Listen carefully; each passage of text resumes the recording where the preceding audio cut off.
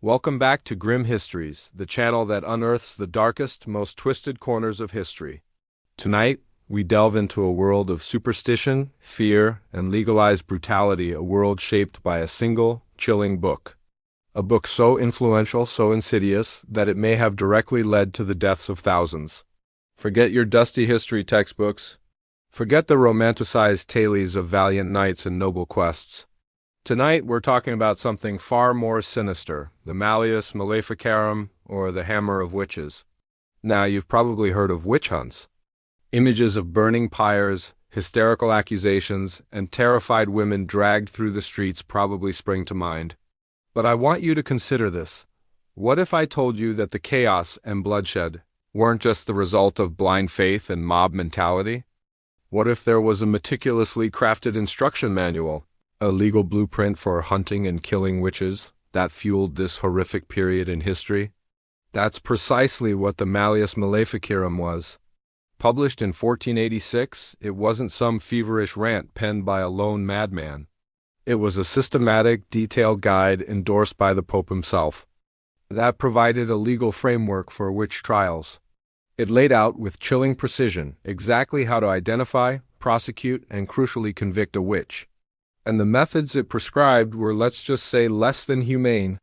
Think of it as a medieval how-to guide for murder, cloaked in the language of religious righteousness.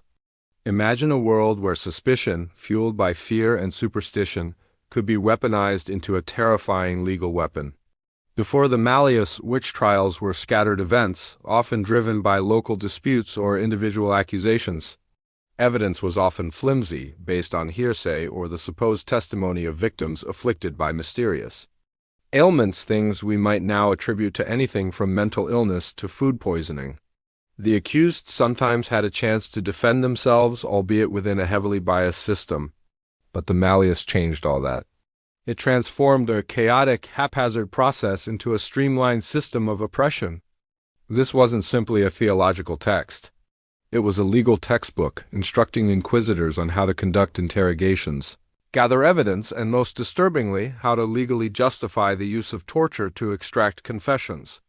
We'll be peeling back the layers of this horrifying text over the next few parts. We'll explore the twisted logic behind its arguments, the chilling details of its prescribed methods, and the devastating impact it had on countless lives. We'll examine the specific legal loopholes it exploited, the questions its authors recommended asking during interrogations, and the horrifying consequences that followed. Prepare yourselves, because the story of the Malleus Maleficarum is far more disturbing and far more relevant than you might imagine. Greetings, Grim Histories enthusiasts! We've just scratched the surface of the Malleus Maleficarum, that infamous grimoire of witch hunting. But before this infamous manual codified the persecution of witches, turning the legal system into a blood-soaked engine of fear, what was the reality? What did witchcraft accusations look like in the medieval world before the Malleus arrived to systematize the whole ghastly process? Let's travel back in time, before the 1486 publication date of the Malleus Maleficarum. The medieval landscape was a tapestry woven with superstition, fear, and a deep, unshakable faith. Accusations of witchcraft certainly existed, but they were far from the systematic, legally sanctioned hunts that would later engulf Europe. Think of it like this. Before the Malleus, witchcraft accusations were more like scattered pebbles, while after its publication, they became a carefully constructed, deadly avalanche. In the early medieval period, accusations of witchcraft often stemmed from local disputes, personal grudges, or even just plain bad luck. A failed harvest, a sick child, a sudden death. These events, often shrouded in a lack of scientific understanding, were sometimes attributed to malevolent supernatural forces, often blamed on a marginalized individual, a woman living alone, or someone already unpopular in the community. These early accusations were rarely handled through formal legal processes. Instead, they were often dealt with at a local level, through community pressure, ostracism, or perhaps a ritualistic cleansing or exorcism performed by a local priest. There was no standardized procedure. It was a patchwork of local customs and beliefs, with significant variations across regions and even within single villages. The evidence, if you could even call it that, was largely anecdotal. Whispers, hearsay, and accusations based on perceived odd behavior or an unfortunate coincidence were sufficient to cast suspicion. Formal trials, as we'd understand them today, were rare. The concept of due process, as we understand it, barely existed.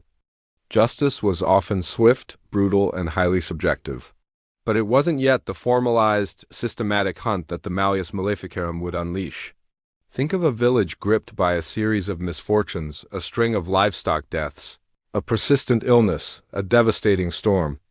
In the absence of scientific explanation, the finger of blame might point towards a seemingly harmless old woman who lived on the edge of the woods, a woman known for her herbal remedies, or perhaps a woman with a reputation for being a bit different. This suspicion, fueled by fear and superstition, could easily escalate into a serious accusation, sometimes leading to banishment or even a summary execution. However, even without the Malleus, the seeds of widespread witch hunts were already present. The Church's growing influence, the increasing power of secular authorities, and a pervasive climate of fear and uncertainty all contributed to a growing intolerance toward those perceived as different or threatening. The stage was set. The Malleus simply provided the script, a meticulously detailed and terrifying legal playbook for the mass persecution that would follow. The difference between before and after the Malleus isn't the existence of witchcraft accusations, but the chillingly efficient, legally sanctioned system that was created to prosecute them. Welcome back, Grim History enthusiasts. Last time, we were tiptoeing around the edges of a terrifying historical phenomenon, the burgeoning witch hunts of the medieval era.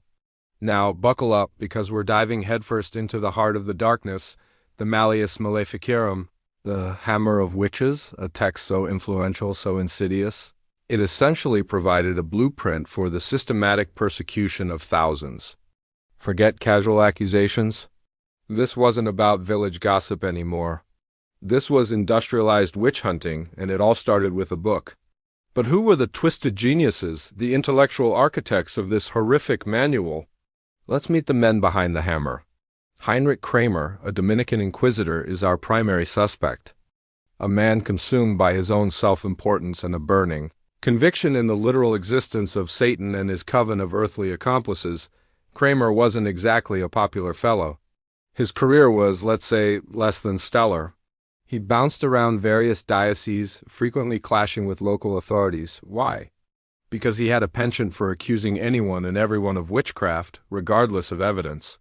Think of him as the original Karen of the Inquisition, but with considerably more lethal consequences. He wasn't alone in his zealous crusade. The other suspected co-author, often shrouded in mystery, remains a subject of scholarly debate. Some believe it was another Dominican, Jacob Sprenger, a theologian with a reputation for his rigorous interpretations of Scripture. Together, these two men crafted a text that would justify their own brand of religious extremism and pave the way for unspeakable atrocities. The Malleus Maleficarum wasn't just a religious tract, it was a legal textbook. It meticulously outlined procedures for witch trials, complete with legal loopholes and how-to guides that would make a modern lawyer blush. Need to convict someone without reliable witnesses? The Malleus provides a solution. Rely on spectral evidence, the testimony of a supposed victim about their experience with a witch's spirit, unsubstantiated? Absolutely. Admissible in court, according to the Malleus, yes. The book's obsession with demonic pacts was chillingly specific. It detailed the supposed rituals, the signs to look for, and even the types of questions to ask during interrogations. Questions designed not to seek the truth, but to extract confessions, regardless of their validity. Think of it as a psychological interrogation manual, but with a supernatural twist and a significantly higher body count. The Malleus Maleficarum wasn't a passive document, it was a weapon. It didn't just describe the methods of witch hunting. It actively encouraged them. It fueled the fires of religious hysteria, transforming suspicion into certainty and whispers into screams. Its systematic approach to accusations, combined with its sanctification of torture as a means to obtain confessions, created a perfect storm of legal and religious terror, forever changing the landscape of justice in the medieval world. The book provided a framework, a pseudo-legal justification for unimaginable cruelty. And that, my friends, is a story far more terrifying than any ghost story. Welcome back, Grim Histories aficionados. We've explored the unsettling genesis of the Malleus Maleficarum, a book that effectively became a legal how-to manual for witch hunts. Now, let's delve into the chilling mechanics of justice, or rather, the grotesque parody of justice it prescribed. Forget fair trials and impartial judges. The Malleus offered a shortcut to conviction: torture. Before the Malleus, witchcraft accusations existed, of course, but the trials were often messy, inconsistent affairs reliant on shaky eyewitness testimony and community gossip. The Malleus, however, provided a framework, a legal scaffolding built upon the shaky foundation of superstition and fear. It meticulously outlined how to proceed with a case even in the absence of reliable witnesses. It didn't matter if the accusations were flimsy, based on hearsay, or fueled by personal vendettas. The Malleus provided the tools to bypass due process. Imagine a world where guilt wasn't proven, but manufactured. The Malleus championed the use of spectral evidence, a truly terrifying concept. This meant that the testimony of the accused, obtained through torture, was sufficient for conviction, even if the alleged crime was entirely intangible: a spectral attack, a dream, a whispered curse. The devil's work, the book argued, was often subtle, invisible. Therefore, the only way to expose it was to force a confession from the suspected witch. The Malleus wasn't merely suggesting torture. It was actively endorsing and systematizing it. The book meticulously detailed various methods, from the relatively mild thumbscrews and strappado to the brutally efficient breaking wheel and the agonizing water torture. The authors, Heinrich Kramer and Jacob Sprenger, weren't just describing these techniques. They were providing instructions, almost recipes for extracting confessions. They even offered guidance on the types of questions to ask, designed to elicit the desired responses, regardless of truth or innocence. Think of the chilling precision.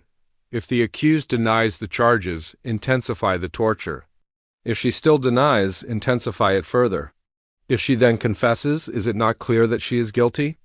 This wasn't a question, it was a statement, a declaration of faith in the efficacy of pain as a truth serum. The Malleus also provided a detailed guide to identifying witches. It focused on the search for the devil's mark, a supposedly invisible mark on the witch's body. To find this mark, inquisitors employed a disturbingly intimate form of search, probing the accused's skin for any anomaly, any imperfection that could be interpreted as a mark of Satan. The very act of the search was a form of torture, an invasion of privacy and dignity. And the consequences? The Malleus became the Bible of witch hunters. Its systematic approach to legal proceedings, its endorsement of torture, and its focus on spectral evidence transformed witch trials from chaotic, localized events into a horrifyingly efficient system of mass persecution. The book's influence is undeniable, directly contributing to the thousands of executions across Europe that followed. It wasn't just about identifying witches. It was about creating a legal framework that made their conviction and subsequent execution almost inevitable. The Malleus Maleficarum didn't just fuel the flames of witch hunts. It built the pyres themselves. The Malleus Maleficarum. The very name conjures images of flickering candlelight, screams echoing through stone walls, and the chilling certainty of a predetermined fate. But its influence didn't vanish with the waning of the witch hunts. Its legacy, a chilling echo reverberating through centuries, continues to haunt us. We, the inheritors of a world grappling with the consequences of unchecked power and the seductive allure of scapegoating. Think of it. A book, a text, a set of instructions on how to legally hunt and kill women, became a blueprint for mass hysteria.